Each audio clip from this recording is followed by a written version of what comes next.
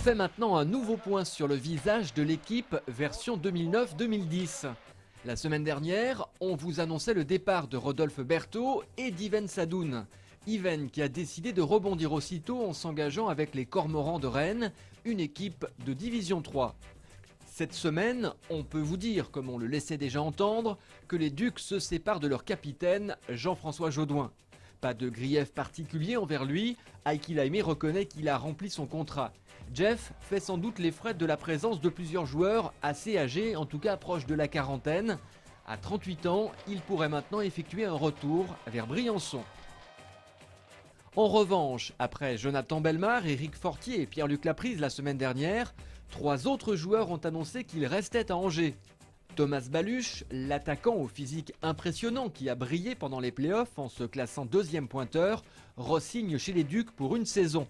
Avec lui, Mathias Mezzaranta et Hermani Widman font de même. Question arrivée, pas de nouvelles particulières cette semaine. On sait que les Ducs sont toujours à la recherche d'un gros défenseur et sans doute d'un gardien. On vous tiendra bien entendu informé la semaine prochaine.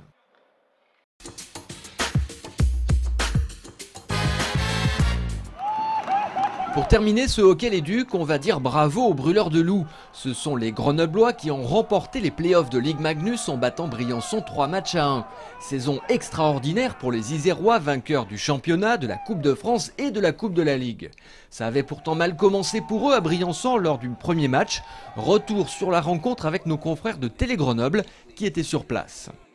Dire que les dirigeants craignaient de ne pas remplir la patinoire, c'était sans compter sur la ferveur de tout un peuple déchaîné par le hockey, convaincu que son équipe sera dans quelques jours couronnée des lauriers qui lui ont si souvent échappé près du but.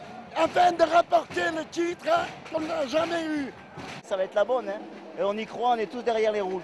Les supporters ont espéré si fort que les Diables Rouges ont entendu leur prière. À 5 contre 3, Briançon ouvrait le score sur un tir de Ladani. Après une petite échauffourée, les Grenoblois ont eux aussi profité de la formule double supériorité numérique pour égaliser sur un slap de Callier-Bergström.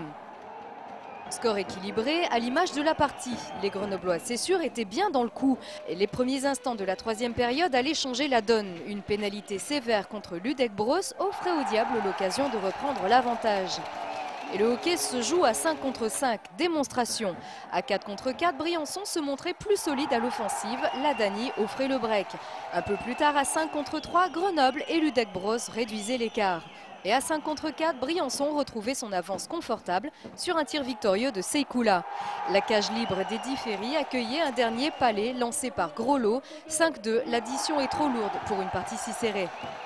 Il y aura un but d'écart, ce serait normal, mais en fait le score n'a que peu d'importance, il faut gagner 3 matchs. On imagine qu'ils ont les jambes lourdes, nous on a plus de repos, on a la pêche, on a envie, ça se passera bien demain. Grenoble reste confiant, n'en déplaise aux illustres supporters au Alpin. J'espère que ce sera la fin de série et qu'on puisse enfin être champion de France, mais ça va être une série qui sera quand même... peut-être qu'on se retrouvera ici au 5e match. La passe, et belle passe à la bleue avec le lancer, le but. Finalement, 4 matchs auront suffi. Grenoble égalise à 1 partout à Briançon, puis remporte ses 2 matchs suivants à domicile. Voici le dernier, victoire 4-1. Le slap signé Victor Walid. Bravo les brûleurs de loups. La cage est vide, le lancer et le but. Victor Walid, le coup du chapeau, le triplé, le but.